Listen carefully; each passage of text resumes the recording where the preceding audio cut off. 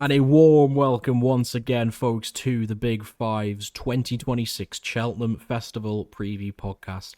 3 down, we have got 1 to go, and it is Gold Cup Friday for you on this edition of the podcast.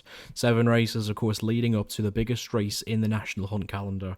We talk about it for 12 months, 18, 24 months sometimes, talking about horses that come from the Arkle to win from the Gold Cup, from the Brown Advisory, and we're going to take you through the majority of the runners and riders very shortly. Before that, we've got a very stacked card to come through, the typical Grade 1s, the Triumph, the Albert Bartlett, some good handicaps in there as well. So we're going to do our best to try and find as many of you to the sold-out Gold Cup day winners as we possibly can. Dec joins me, Cotty joins me. They're ready, I'm ready, you need to be ready as well, because here we go for Gold Cup Day.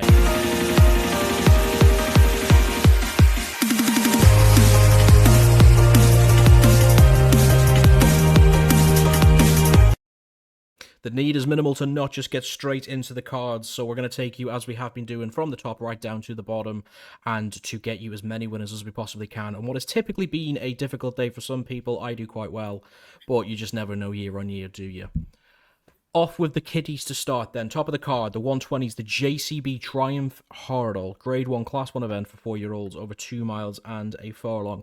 Willie Mullins has had an absolute lock on proceedings with this race in recent years, and has got 2 at the top of the market once again. Proactive has been 2 for 2. JB McManus with an early purchase there is 7 to 2. Soma Davari was very good at the Dublin Racing Festival is 9 to 2. This race, of course, marred by the loss of Narciso Hascotty when he came out there last week. He was one of the bankers for a lot of people whenever he came out of the market. So we're now left into a bit of a wide open affair, but bar the fact that Adam Nichol and Dan Skelton's got one in here, this looks like an absolute lock for the Irish. Yeah, I haven't really got a massive play in this race. I think Maestro Conti might be the pick of the English bunch, and the pick for me. I'll be having a go on this. Probably each way, only small. Was very impressive at Kempton. I like what I saw that day, and then again at Cheltenham, beating One Horse Town, who's been a consistent horse throughout the season. The third that day was Manela Yogo. That one on debut beating Active Innocence, who's quite fancied for the Turners. I thought did it impressive enough, although it was only a 2-length victory at Cheltenham. Big tick about the course and distance form. So yeah, I think I'm not going to say it will take a lot of beating, but I think it will be there jumping the last. We know last year Poneros won it at 100 to 1, so it can throw up a bit of an upset. But yeah, you'd like to think the Irish have a pretty strong hand in this. I've opened that segment there, Dec, by saying the Irish have an absolute lock on it, and Cott's gone and found the only one good English horse in it. Which makes me think twice about what I just said. Can you convince me that what I did say was correct? I am in agreement with you, yeah. Obviously, last year we had the big guns of Lulamba and East India Dock from this side of the Irish Sea. And that almost didn't stand up when Poneros went and won 100 to 1. So it is a tricky race, I think, to get the winner of. It's interesting about Maestro Conti. Obviously, those form lines with those sort of one-horse towns and whatnot that have been running in these trials all through the Cheltenham calendar. I just want to jump in here, though, quickly. We were there when One Horse Town lost at Cheltenham. I think that form line is worth absolutely diddly squat. Oh, no, yeah, I'm in agreement. He won, was it the first day? No, the second day in the October meeting, whenever he won. It was a bit of a formless race, and it looks like it now, definitely. I think Maestro Conti was impressive. I do think the threats that are coming over from the Irish are just too much for him. Too good. 12, is it 15 to 2? Yeah, 15 to 2 is a brilliant price, really. It's finishing the top 4. I'd imagine most bookmakers will be paying on the day. I'm with the Macho Man here for the Donnellys and Mullins. Obviously, Townend looks like he'll get the ride. I'm not going to read too much into it because, like I said, Tanner will not ride this, by the way. Who's going to be on there? Danny probably. Would Townend be on the Rich Ritchie horse? That's Yeah. the Bavaria. Okay. 100%. Yeah, like I said, it's a tricky race to get the winner of. I've never really done that well in it. I'll have Macho Man at each way. Expenses purchase, all right form. I've not really got too much to say on it, to be honest. Just thought it was a nice price. Of the Mullins horses, Nice price. Have a go. Yeah, lovely. Like we said there, Willie Mullins has got such a good record in this race over the years, and whenever he sends one over, you do imagine that they're going to be right there when it matters the most. On that occasion and that simplicity, I've backed 2 here for Willie Mullins, both in the same ownership of Rich Ritchie. Selma Davari was a horse I put up as an eye catcher when we did this a couple of weeks ago when he was second at the Dublin Racing Festival to Narciso Ha. I did plenty wrong that day. That was just for a sort of genuine run as well for Willie Mullins. He'd only been in pre-training for a couple of weeks, and I thought that was such an impressive run for a horse that was so early into the yard at Closutton. So I think that even if Narciso Haas had been in here, I would have been confident enough taking Selma Davari, and I think 9-2 offers a good opportunity there. The other one in the Rich Ritchie Willie Mullins combination there is Charm Defoe, who did have a run already for Willie Mullins, won at Thurles by 9 lengths as the 5-6 favourite there at the end of January. Was good as well in its run at Inotheway, was second at a big price to a horse called Maxina, who I don't think's been picked up yet on these shores. But again, obviously with these juveniles, most of them have only had 1 or 2 runs. They're all open to improvement, obviously. So I just thought putting the 2 up at a price might be a good shout. Rich Ritchie has had, in the last couple of years, Lossiemouth going in this. Vauban won a triumph, you'll remember as well. So he likes his 4-year-olds. Willie Mullins has such a good lock on the race. Proactive being the big kind of talking horse at the top of the market, 9-2 into 7-2 now. It's been 2 good wins. The win at Ferryhouse, obviously, when he beat Macho Man, deck selection, 2 3/4 lengths. But I don't mind the idea of going for Macho Man there. You're getting 8-1 about a horse that's only got to find 2 lengths on the favourite. I think that's pretty fair. It's going to be in the contingent there for Mark Walsh, but I just thought taking the 2 Ritchie horses was hopefully going to set me up for a big Gold Cup Friday. The 2 o'clock then, we'll move on. The first of the handicaps on the day is the William Hill County Handicap Hurdle. That's a Prem Class 1 for 5-year-olds and above, over 2 miles and a furlong. Mercia is the favourite here in the same Silks and Connections that was won by Cargeese 12 months ago at 6-1. Krishma for Nicky Henderson is there at 8-1.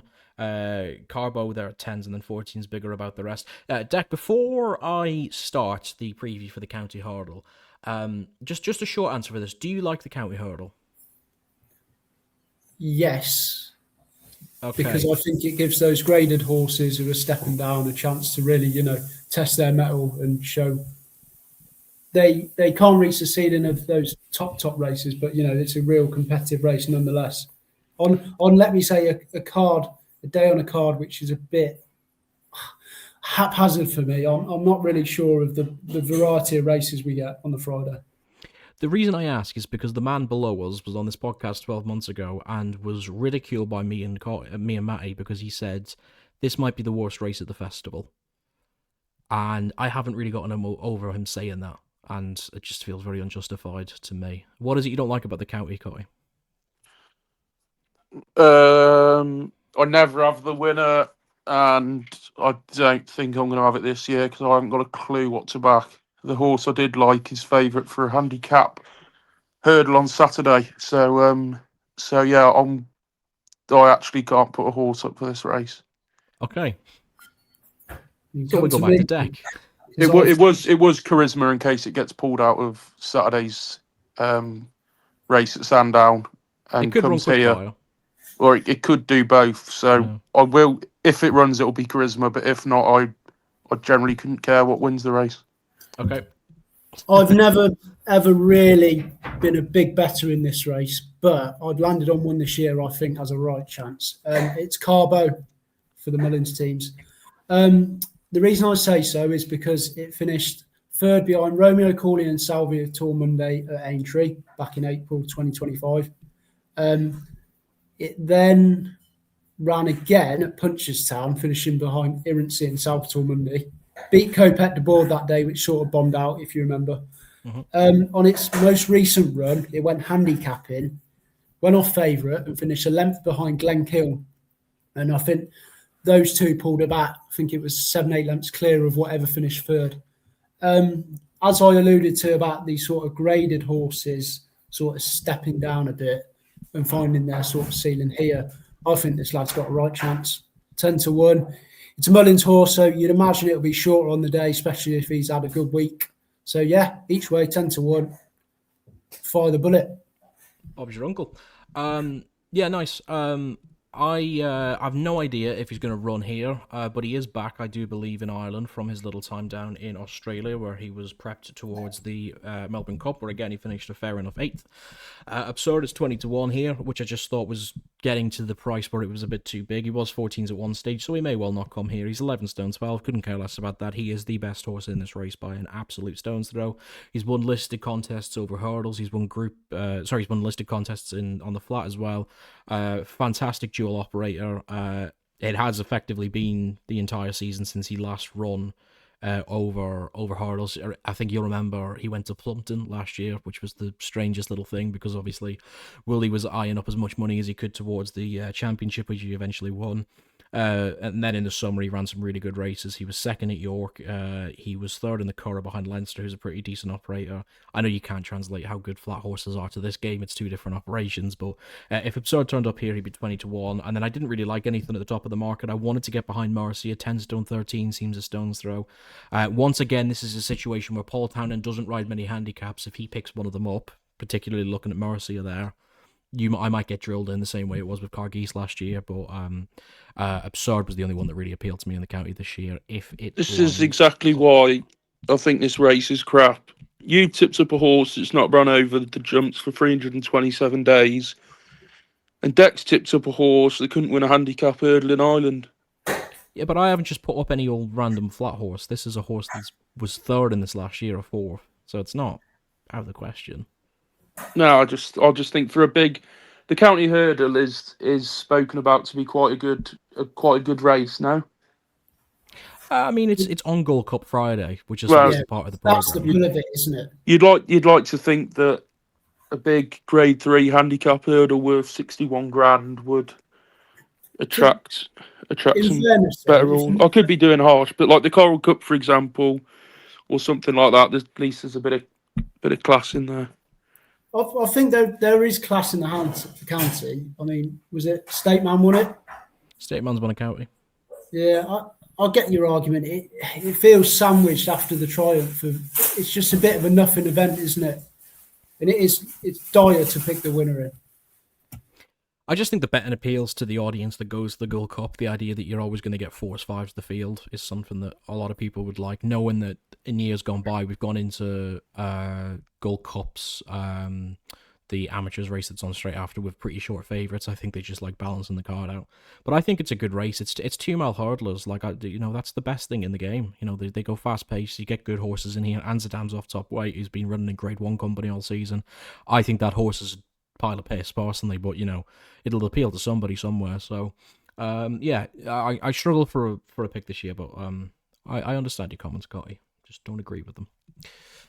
The 240, the Mrs. Paddy Powers Mares Steeple Chase, Grade 2 Class 1 event over 2.5 miles. This is a good renewal this year. Dino Blue has targeted this race for the last 3 or 4 seasons, finally broke the duck on winning at the festival when winning last year, beating Allegory Devassi, 6-4 favourite this time round.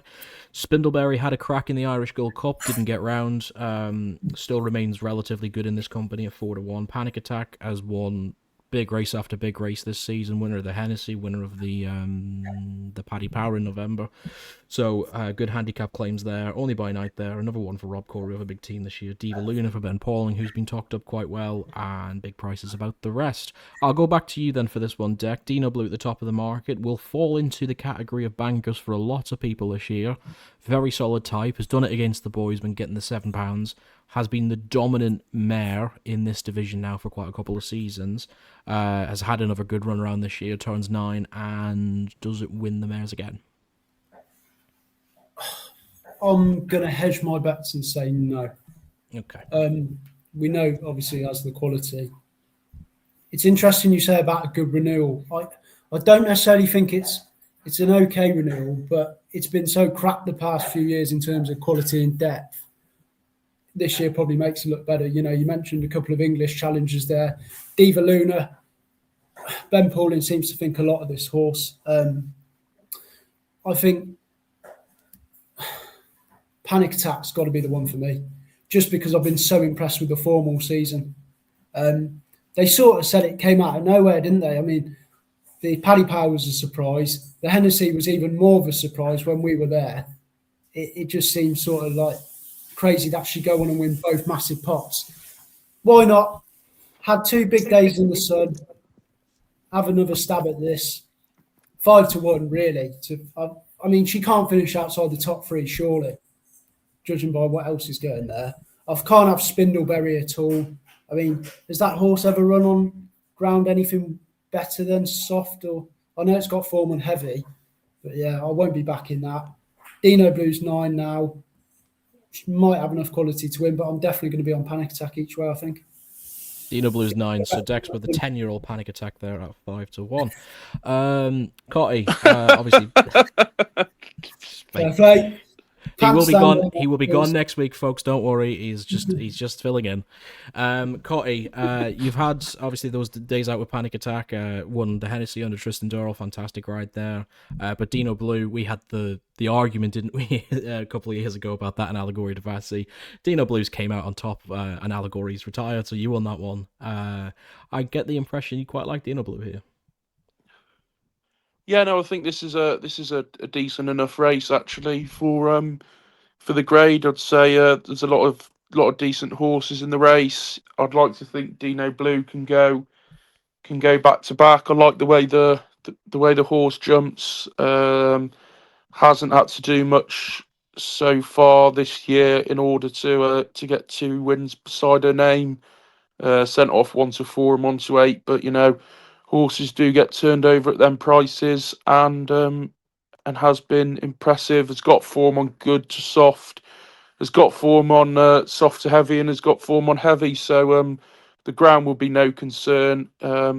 Mares can be, you know, quite in and out, but she always seems to be on form, which is a very big tick when you come into a mares race. Won very well last year, but obviously this race is a lot better than what it was last year. But won with plenty in hand that day, and yeah, I think it will be form a queue at the bookies for this when the favourite goes in. I'd love to see Panic Attack go well for Dan Skelton, and then all roads will lead to the Grand National after. But yeah, maybe Dino Blue might just have a bit too much speed for her, and will be away and gone by the time Panic Attack is staying on. I'll be standing behind you in that queue. Hopefully, I like Dino Blue as well this year. I was having that really bad festival last year, but you were so big on her, and I just went to trust the gut, and it was the first time I came off Allegory to Vassy and switched over. And like you said there, obviously ADV came down at the last, but Dino Blue was going away, wasn't she? So, likes this place. It's always been sort of in the top 3-4, always in the framework for the mares, and she kind of just appeals to me as the standout option. I think 6-4 is actually a pretty decent price as well. There is good depth to the race, like Cotty just said there. Spindleberry could be anything at 4-1, but in terms of proven at the big time graded level, it's I need to see it before I believe it with Spindleberry. Panic Attack, 2 very good handicaps in the winter. Whether it'll act on faster ground is kind of one of the contemplations that we might have, but goes with a good chance here with the Skeltons taking on William Mullins for the sake of, what is it, £73,000. It's a very, very good pot to pick up, but I'll keep it simple. I think Dino Blue is going to just go and win the mares. The Graveyard Grade 1, as this is known attritionally every single year. The 320 is the Albert Bartlett Novices Hurdle. It's a Grade 1, of course. Class 1 event over 3 miles for the staying novices. Dr. Steinberg was a lot shorter at one stage for this, is now the 3-1 favourite for, once again, Willie Mullins. Paul Nolan's big chance of the week is the Devil You Know at 9-2. No drama this end. Probably Turner's Bouncer won't come here. And then it is 10-1 and bigger prices about the rest of the top of the market. You either really like Dr. Steinberg or you really don't, Dec, is the impression that I've been getting from a lot of people who have been doing previews. We're off to a preview tomorrow night here at the racecourse, and I'd be really interested when they go through this race to see what the likes of Barry Garrett, AP McCoy think of this horse, because was good in Dublin, but we're trying to now figure out, was that a good race, or was it just he took care of bad horses? It's very difficult to know in 3-1 in a race where there's the favourites have a abysmal record in this, as I'm sure you're about to point out. So this is an open one. Yeah, I do think he's probably a bit overinflated in terms of attraction, because when he won that race, punters were sort of trying to find something to latch on to as the big bet of the week. Mm-hmm. As we say, it's been so open this year. I think punters were crying out for something to go and bladder some horses in behind, and punters will latch onto that. I think he did look every bit of good quality. Whether he's good enough to win this, I'm not sure. Depending on what the market does, I'll probably have a play on him. You said it; it's a graveyard, isn't it? Which is why, funnily enough, I've got a bigger each way price here. Cott will remember when we went to Ascot for the Clarence House, I backed the winner in the last on that day, and it was called Whiskey Yankee for Sam Thomas. Now, don't worry, I'm not going to tip him up because he's 50-1, but that just goes to show how sort of horses aimed and entered at this race at a big price. There could be absolutely anything. I've landed on a Apache Tribe here, who has only had one run, yes, I repeat, one run over hurdles, and it was a maidal hurdle, and he won at Ayr at that. I think it was a class 4. So it's not something that I'm advising people go and lump on. It's just a little bit of an each way play. I'm not a massive bettor in this race because of the nature of it.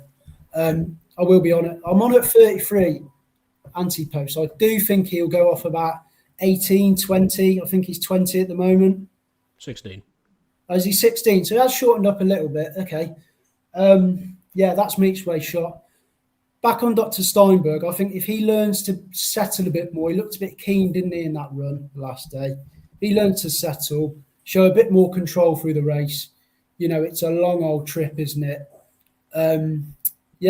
Dr. Steinberg, if the market moves. Other than that, Apache Tribe, not of a massive opinion in this race, if I'm honest. Yeah, fair enough. It's a very difficult one to want to break down in too much depth, but a nice each way price there for Noel Kelly, small trainer there, 16-1, chasing a hat trick. Cotty, who's going to win the Potato Cup? Yeah, I think the favourite is a very fair price at 3-1. To be honest, it's probably one of the top 3 horses. I'd have took out the Dublin Racing Festival. Yeah, I think 3-1 is a fair price, but like you said, this race always throws up a big priced winner. So I do have one each way, and that is Clement Madrick for Toby Laws. It's a 20-1 shot. It was last seen running in the Challow, was a length and a quarter behind. No dramas this end. It does have an entry in the Turners, but I think a step up to 3 mile could really suit this horse. Obviously, the length and a quarter behind, no drama this end. You have to take with a pinch of salt because no drama this end won on the bridle. But the 4th, Monty Mares, the Tom Lacey horse, that came out and won a very nice race at Kelso on the weekend. So that's Frank the Form. This horse travels very well, and then kind of when the taps get turned on, kind of like takes a minute to get going. So I think the step up to 3 mile could really suit. Things happen a little bit slower, and I just think 3 mile could really see the making of this horse, and it'd be nice to see a small trainer like Toby Laws win a Grade 1 on arguably the biggest day of the year. I think that Clint Madrid still has a fair bit of improvement in him as well. He won at Newbury on Hennessy Day, didn't he? In that, it was a 9K. Yeah, I backed it that day at 9-1. Yeah, I remember we were on each way. That second in the Challow, I think that's all right form in my eyes. Seconds, no dramas, and obviously battered it. But for a race like this where you're looking at improving types, 20-1, that seems a fair price, I think. Yeah, I like the justification there from Cotty. I think that this is open to improvement, and I think 3 miles probably will suit it a little bit more than its Turner's entry. So if it steps up in trip, it could have nice each way claims. We've all got one in double digit figures here. Mine's the shortest of the 3. I've gone for yet another Rob Core horse. I've gone for Spinning a Yarn here. Gordon Elliott trains this one. Needed 2 cracks to win its maiden hurdle, but did so by 7.5 lengths at Fairyhouse on New Year's Day. That was quite impressive. Won its bumper first time out at Navan as well, I believe. So it's been relatively progressive. The big win there came at Punchestown at the end of January over 2-3 on heavy against Parnell Street. Takes the full turn up to 3 miles. Doesn't have an entry in the Turner, so obviously that makes me firmly believe that they believe this horse is capable of getting the full 3 miles when it's given its opportunity to. Sits in all the trends quite nicely. Has had a decent enough break, and 10-1 seems a pretty decent price. On the favourite, Dr. Steinberg, yeah, if you were taking that at 3-1, Cotty said there, you're getting a really, really fair price now, I think. I think that there was a bit of an overreaction from the way things went at the Dublin Racing Festival. I don't think it won the greatest of renewals of that race, to be honest, and I think that if you want to buy into this short, I wouldn't have any problem of putting you off, but I just think, there's a good chance that if one of the grade ones is going to go double digits here, I think that taking the opportunity to get the prices you can now will allow you to do exactly that. Okie dokie, then. Here we go. We've got 3 races left. Of course, we've got the biggest race of them all for you now. Into the lead over Galopin Des Champs in second. These two have pulled clear of the rest as they race up towards the...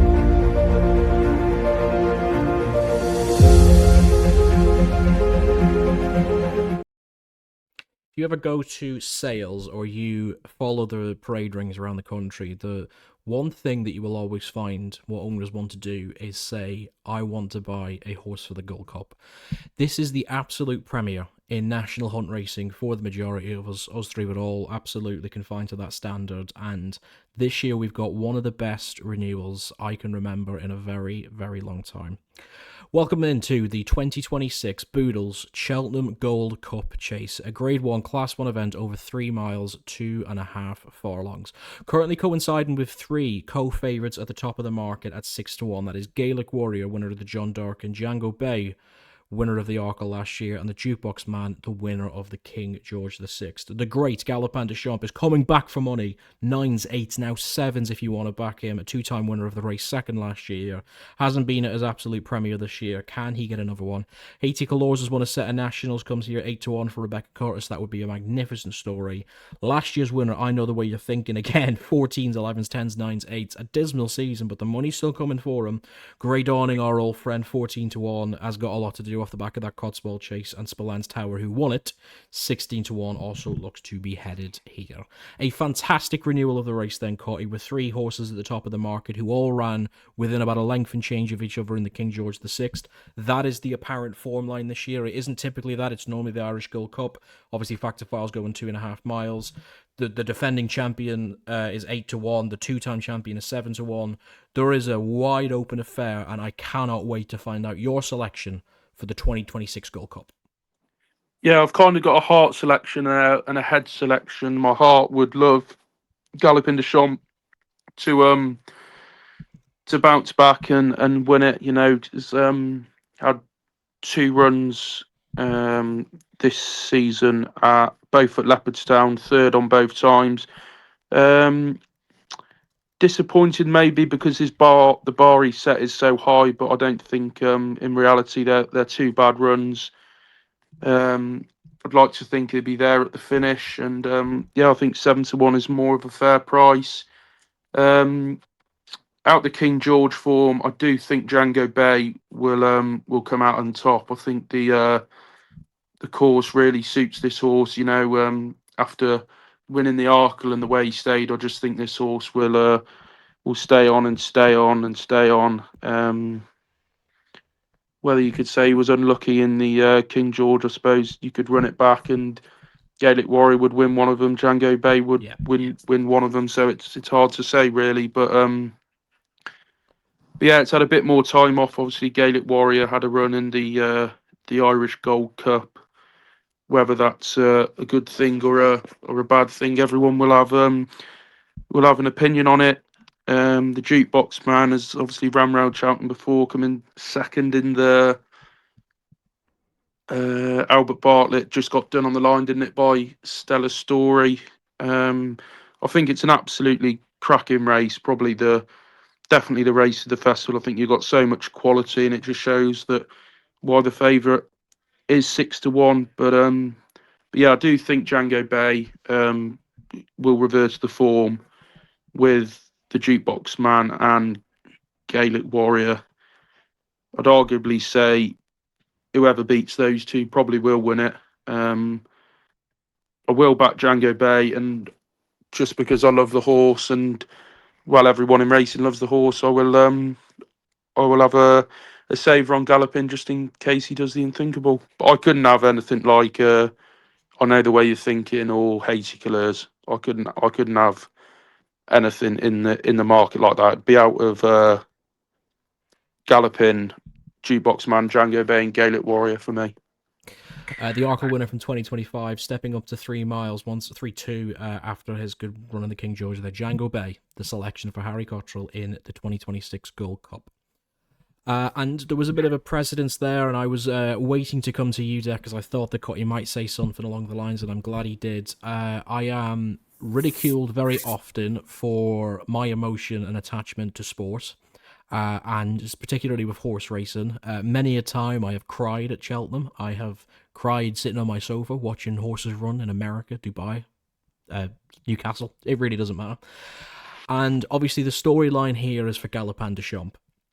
It's not been the best of seasons, of course, but equally it hasn't been particularly bad either. Two races where he's run into the places and the two big grade ones that prep you for the Gold Cup in Ireland, in the Savills and the Irish Gold Cup. Turns 10. 10-year-olds don't have a particularly good record in the race. He's not been at his best, but we do know one thing. This horse absolutely adores this race course, and the place will go berserk if he wins. Yeah, it's funny because when I was looking through the race yesterday, just doing a little bit more background, I think it's absolutely astounding that as a punter, you're looking through the race and he's not even on your mind. I know you've got to be realistic, but there is that part of your heart that goes, bloody hell, if this horse could win, it could be one of the greatest stories, along with your Cato Stars, your Denmans. It'll go down in history, won't it? Back to realism, I just think he's too old. His legs, he looked a shadow of the horse that, we've seen in the build-up to this race in years gone by. You've got to have an each-way play on him. I think everyone there will. If he goes off anything bigger than, what is he now? 7-1 now. If he goes off anything bigger than 3-1, I'll be surprised. I just think he's going to be the one that everyone has a couple of quid on. 3-1? I think it'll go off favourite, yeah. Are you sniffing glue? 3-1? In Cato Star's last Gold Cup, he went off favourite, I'm sure he did. Yeah, but that is completely different. This is the race. 3 co-favourites ahead of him. This is the race that punters and people who aren't even fans of racing, but will watch the Gold Cup, this is the horse that they all know about. No disrespect to Jango Baie, the Jukebox Man, Gaelic Warrior. To an extent, they're somewhat young pretenders. Everyone's going to have a bet on him. Back to my pick in the race. I think that King Gorge form, a lot of people have poo-pooed it because of the way the race was run. I think it was a real hot race, real deep in the sense of what's going to happen on Friday. It's boring, but I'm also with Jango Baie. I watched the King Gorge back again and again. And like Cotty said, any of the 4, if you run the race again, could have won. I actually looked at who from the second last going to the line looked like they'd enjoy the trip of the Gold Cup, obviously with the undulations of Cheltenham as well. I think Jango Baie's the horse here. Winner of the Arkle last year. I feel like I'm repeating a lot of what Cott said, but it holds weight, in a race where tactically it's going to be so interesting to watch, isn't it, to see who makes the run in. Where the Jukebox Man sits, I think, is going to be a massive decision. There's going to be a lot of pressure on that horse to get absolutely everything right. I think Jango Baie wins. I'd like to see Galopin Des Champs finish second. I think the Jukebox Man on merit obviously finished second here last year in the top 3. I just think it's such a hot race. Those 4 in the market, you can make, obviously, claims for all of them, can't you? And going back to this sort of competitiveness of it, we haven't even mentioned Grey Dawning, who obviously is a horse that's close to this podcast's heart. 14-1. I know I've got an anti-post slip at 20 from months ago.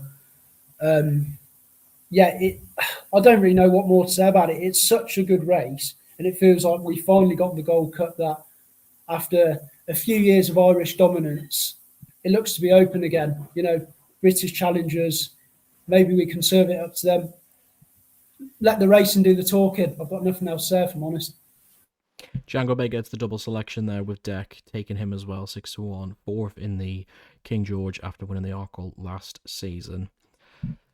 A lot has been said there, and there's a lot for Worthy taking in, and the main kind of takeaway I get from both of you and from my own perspective on this is the extraordinary depth and quality of this Gold Cup. I went last year, and I don't typically go to the Gold Cup, but I was one of those that was in the firm camp of, if Galopin goes and wins his third Gold Cup, I have to say I was there. It's just one of those moments where I was there that day. And it didn't come to fruition, unfortunately. The ground wasn't good enough for him, and the main concern there, again, is going to be the ground this year.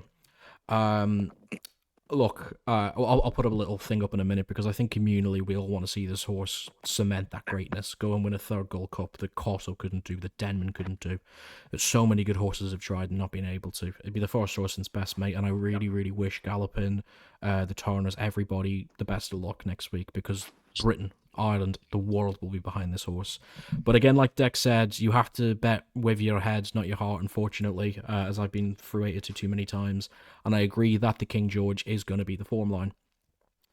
I don't agree with the Jango Baie selection, but again, I would have nothing to dismiss any of the first 6 here, to be honest. But I couldn't have Inothewayurthinkin either, but bar that, I think these have all got a live chance. I ended up on Gaelic Warrior.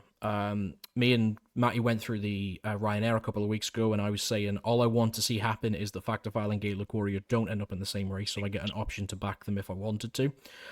And Gaelic Warrior at 6-1, like the entire value of the field, just seems like the bet to me. Won the John Durkan over 2.5 miles to start this season, coming off winning the Bowl 3 miles last year under a fantastic ride from Patrick Mullins at Aintree. And the 2 races since, of course, was third in the King Gorge. Obviously, Townend lost his stick. What would have happened if he kept it? Who knows? But again, he went down with a fighting chance. And he was the best of the rest in the Irish Gold Cup behind Factifile. He ran a very good second there ahead of Galopin Des Champs and others. So his runs this season have probably been consistently the best, I would say, out of all of these. I think that's a fair thing to say at the level. This will be Paul Townend's ride in the Gold Cup as well, which is always worth... Oh, sorry, no, it won't be. It'll be Patrick Mullins taking Gaelic Warrior. But regardless and irrespective of that, with the depth of Willie Mullins' stable, I think the Gaelic Warrior is the one they genuinely fancy, as much as they want Galopin to win it. It is an exceptional Gold Cup. I will be there again this year. I will be sitting in the members' tent with a couple of our good old friends as well, and hopefully I'll be able to convince them to get on Gaelic Warrior too, but I can't wait for this race. Any last comments about the 26 Gold Cup? No, just let the... Not for me, no. It's going to be one hell of a Gold Cup. It's going to be an absolutely exceptional race wherever you use it. Are you coming, Dec? I'm aiming to do the first 3 days. It's not a financial thing as to why I won't be there. It'll be a physical thing. Depends on what state me and Cot end up in on the Thursday night, to be honest. Well, Cot's an honour. He doesn't come to the Gold Cup. And like the crowd for the Gold Cup is a bit... yeah. We'll leave it at that. Very excited to be at the Gold Cup again this year. Gaelic Warrior for me, Jango Baie for these two, with a little bit of prayer for Galopin Des Champs winning his 3rd edition of the biggest race in the National Hunt calendar. We've got 2 races left, and we're going to fly through these because my selections are completely inept. But if anybody likes the 440, that's the Princess Royal Challenge Open Hunters Chase, Class 2 for 3 miles, 2.5 furlongs. It's the amateur-y kind of conditionals race for those who obviously can't get the rides in the full Gold Cup. Wonderwall, very, very well named Wonderwall, hasn't run since he won this race last year. 5-1 favourite. It's on the line, runs in this every year, is there at 6s. Big prices about the rest. Probably the most open market we've had in this race for a couple of years, Cotty, because it's on the line has been a short price favourite for quite a couple of years. A lot of these you wouldn't really know too much about because they're majority hunters chasers that don't run under rules all that often. Wonderwall is the prime example of that. Have you got much of a selection for the hunters? No, but I'm pretty sure Wonderwall didn't run when he won last year. He won that through points of points. So the fact that he hasn't run under rules since last year doesn't bother me too much. Yeah, he's running 1 point to point this year, and he won it at Drummerhane. Yeah, I'm gonna take him on. I quite like Cons Rock here at 7-1. Only a 9-year-old, and I say only because there is some old horses that take their chance in this. I've heard some good things on social media about this horse. I was very impressed with it at Fairy House when I backed that back in November. Won by 17 lengths that day and jumped really nicely. Then ran on Boxing Day at Down Royal, was a length and a quarter behind. It's on the line, but was staying on. Sorry. I think the step up to 3 mile 2 and a stiff finish will really help this horse. It's not had too much racing, to be honest. So yeah, it's got untapped potential. And yeah, hopefully Terence O'Brien can get a festival winner and take on the big boys. Lovely. Cons Rock there at 7-1, a nice price. Dec, apologies, I interrupted you, but I was going to come back and ask for your tip. 10-year-old Martin Brassel horse, Panda Boy. This horse has ran in the National before, finishing 17th a couple of years ago. Ran last day at Nace, beat Hunter's Yarn by 4 lengths. As you know, it's not a massive race. I think punters will get stuck into, but yeah, I'll have a little each way play on Panda Boy. Lovely. Statler for me, 12-1 at the minute. Switched over to Faye Bramley there at the start of this, actually only a couple of months ago. From Willie Mullins. Faye's having a fantastic season of training as well. Was second to Snipe, who's a pretty good Dan Skelton horse at Hereford there, and then a couple of weeks ago was back out. Patrick Mullins actually came over for that ride at Fakenham as well. I was assuming that was just taking off another race course for him, but won that quite nicely by 7.5 lengths. He won a national hunt a couple of seasons ago as well, so he gets the trip quite fantastically. Hasn't actually run in any hunters chases that I can see anyway, so presumably they've just kept him smartly over rules. It's nice to see the old boy here getting a bit of a chance. He would carry the same 12 stone that all of them would, and there's no Willie Mullins and horse in here either, so if he's not on too much of a high after winning the Gold Cup on Gaelic Warrior, hopefully Patrick can come out for the ride on Statler, and that's always a nice pickup to take in these amateur races. But other than that, there wasn't too much for me to go off of. Final race of the festival. The marathon comes to its conclusion. It feels like days ago we were talking about the Supreme, because it literally was. But the 520 is the Martin Pipe Conditional Jockeys Handicap Hurdle. It's a Class 2 event for 4-year-olds and above, up to 145 in rating, over 2.5 miles. It's 8-1 the field, so I'm not going to take you through all of them, but Apai de Nom has been tipped on here a couple of times. Tris won on them as well. Is 8-1, along with Rock Dino, who's got multiple entries. Quite a lot of these do have multiple entries, unfortunately, but Apai de Nom, I don't believe he does cut. So I think you mentioned at some stage in the last 4 hours that Apai de Nom was going to be a selection for the Martin Pipe. Is that still the case? Yeah, no, that's correct. I think it's just the most logical pick. You know, it's got course form. I guess Rock Dino is favourite based on connections. I mean, I couldn't really have that. A maiden winning a Martin Pipe that's thrown up some decent horses down the years, such as Galopin Des Champs and Woodoo last year. I can't see that horse being anything like that. I mean, if that was to win the Martin Pipe, then Mighty Park must be a champion hurdler, because it beat that by 38 lengths. Was second again at Thurles. Although it was to Al Kairos, but that was by 3 lengths, and that was, Al Kairos could have won that by 13 if it wanted to. Probably say, it's easy to say it's 7-1, but it's the favourite I really couldn't have. The Passing Wife's been supplemented for the Albert Bartlett, I believe, so that won't be going. I just think Apai de Nom ticks a load of boxes. Was really impressive at Newbury last time out for Dan Skelton. Tris knows the horse well. Rode it twice, once at Cheltenham, once at Leicester. Won on it both times.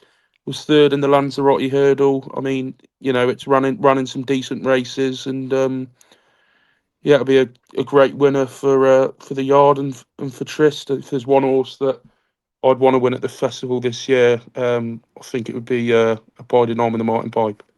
Yeah, I'm in agreement. To be fair, I tailed you in on Wahoo last year, and I think a Pydonom's a pretty good price at 8-1. A lot, I agree with you there. It's been solid runs all season. The course win at Cheltenham on soft ground over 2.5 was quite telling, so he gets his trip, and he was very good that day whenever he won here. Was good enough whenever he was behind a Barracle Lord at Kempton in January as well, and then he backed up with another win at Newbury, so has been a really consistent type, and I think 8-1. He's well handicapped still, of 129 here, so I think he's got a good chance. Dec, final tip of the meeting. I'm in absolute agreement here. All the signs point to one horse for me. Like you said, by this time, you're probably a bit fed up of racing, dare I say it. But yeah, the Pydonom, mapped out for it. What more can you say? Favourite? Yep, absolutely. Happy days. Yep. Well, hopefully we all managed to do it with Wahoo last year, me, Cotty, and Matty. So if we can do the same again with a Pydonom this year, that would be fantastic. That is it, folks, then. That is the 28 races of the Cheltenham Festival covered for you. Hopefully there's plenty of winners in and amongst that. Quickly, before we do go, we'll come from our naps. Firstly, from day 4 of Gold Cup Day and the festival nap. Cotty's got to throw some darts at some plastic, so I'll let him go first so we can get going. Yeah, nap of the meeting would have to be Factor File in the Ryanair. Can't see it getting beat, but yeah, the each way one, the one I want is Hiding Legacy in the Grand Annual. That would be my main one. Each Lovely way, stuff. that'd be the jackpot. Happy days. Lovely. Cotty, thank you so much for everything, for coming on for the last couple of days. Really appreciate it. I'll see you tomorrow at the preview night, and a great week to look forward to. Yeah, nice one. Cheers, mate. See you, Dec. Ta-ra. Take care. There he goes. Declan, nap of the Friday and then for the entire festival. I'm going to be brave here, purely from an occasional point of view, and it is the absolute monument that is the Gold Cup. Stick my neck out on line, Jango Baie. Jango Baie in the Gold Cup. Nap of the day. And for the meeting? For the meeting, Tia Hooper. You know, we've covered this. If it plays out tactically the way I think it will, that's my bet of the week. Lovely. My Gold Cup Day nap would probably be Dino Blue with the prices at 6-4. Just a really consistent type. Has won this before 12 months ago. Has had a fantastic season this year. It's a bit short for a nap, but I do think that it's got every single chance of winning. Nap at the festival, I'll go all the way back to the Tuesday for the second race of the meeting. Lulamba, who just continues to drift. I think there was a bit of 2-1 this morning as well. It's getting to such a valuable nap price. I know that's so early in the week to be having. It wouldn't be my biggest bet, but my most fancied bet would definitely be that. Each way selections then, either Highland Crystal if it ends up in the Mare's Novice, or one Croke Park to win the Ultima. Would be my two best each ways. Each way from you as well, sorry I didn't ask. Imperial Saint in the Ultima. As I said, really like the profile of this. And who did I have in the Grand Annual? Adragul, yes. Yeah, at the biggest price, Ikarak. If that goes in, I'll live off that for a few years, financially and reputation-wise. So yeah, you'll be in this seat for the next 12 months if that wins, and I'll be looking for. You can keep that, mate. I don't want anything to do with hosting this podcast. Well, thank you so much for coming on as well. It's been an absolute treat to have you for the last couple of days to go through all these festivals. You're at the preview night tomorrow night as well, are you? Yeah, at the preview night tomorrow. Going with my uncle, who's a steward there. So he's actually got the best view of racing for the week, believe it or not. He'll be on the top gate. So he'll be rubbing hands with lots of very important people, so he likes to think. Yeah, I'm going to have a quiet one this weekend. Yes. Someone I know is heading abroad soon, so we're going to have a few beers for him. And it will only be a few because I want to save myself for the week. So, yeah, can't wait. Yeah, look, it's exciting. I'm the same as you. I've got a full book of work this weekend, but I'm not angry at it. Other than the fact it's going to feel like one game of basketball is going to feel like 5 because of the time. But look, this week is magical. It means so much to me. It's moved me to this part of the world because it's such a monumental thing. I go to sporting events up and down this country every single year. I've been to every big event you can think of. Ashes, FA Cup finals. Anything you can name, nothing. I promise you, nothing comes close to this. So yeah, if this is my last Cheltenham, I really want to make sure I don't take it for granted because, like you said, it's one of the most special times of the year as a sports fan. It does feel like Christmas. Yeah, it is. It's essentially Christmas for all people. But we're very much looking forward to it. We'll be doing side bets on most pints consumed. We'll be doing pints on most karaoke songs sang at the Ridge. We'll be doing the absolute lot throughout the 4 days. Let's keep the content to the racing hours for you don't want to get into a grey area here. That is betting and drinking responsibly. Folks, thank you so much for your time over the last couple of hours for all these podcasts, however many you've joined us for. I greatly appreciate it. This was a little project that I started a couple of years ago with 2 friends. We've had great guests and the likes of Dec coming along the way as well. So for me personally, thank you so much. I hope to see loads of you at Cheltenham next week. It's going to be great. We're all looking forward to it. Hopefully there's some tips and winners in there as well, and you enjoy the entire festival. We will obviously be off next week and the week after that, but we will be back to review the Cheltenham Festival at the end of March as well, whenever I'm back from a little holiday, and we'll go through the best of it. So thank you very much, and have a wonderful 2026 Cheltenham Festival.